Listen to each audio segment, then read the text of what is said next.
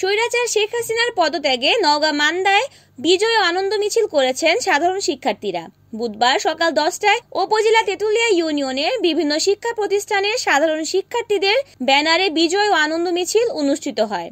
Tetulia school মোড় থেকে বিজয় মিছিল শুরু করে সবাই হাট প্রদক্ষিণ করে তেঁতুলিয়া ইউনিয়ন পরিষদে এসে অবস্থান নেয়। সেখানে শহীদদের স্মরণে 1 মিনিট নীরবতা পালন করে শিক্ষার্থীরা। পরে আবারও মিছিলটি তেঁতুলিয়া স্কুল মোড়ে এসে শেষ হয়। শিক্ষার্থীদের পক্ষে আনন্দ মিছিল অংশগ্রহণ করে বক্তব্য প্রদান করেন তেঁতুলিয়া ডিবি উচ্চ বিদ্যালয়ের শিক্ষক মণ্ডলী ও UP chairman SM Mokhlesur Rahman Kamrul এবং অনুষ্ঠান শেষে শিক্ষার্থীদের মাঝে মিষ্টি বিতরণ করা হয়।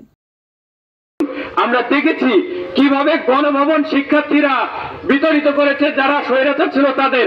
আবার পরের দিনও কিন্তু আমরা দেখেছি কিভাবে তারা ঝাড়ু দিয়ে গণভবন পরিষ্কার করেছে, রাস্তায় নেমে পরিষ্কার করেছে এই শিক্ষার্থী। আসুন আমরা শিক্ষার্থীরা মিলে আবারও পুরো দেশটাকে এভাবেই পরিষ্কার করে নতুন রূপে সাজাই বাংলাদেশকে। আমাদের এইখান থেকেই প্রতিরোধ গড়ে তুলতে হবে, যাতে আমাদের বাংলাদেশকে আর কেউ কখনো কঠোর সম্মুখে ফেলে রেখে চলে যেতে না পারে।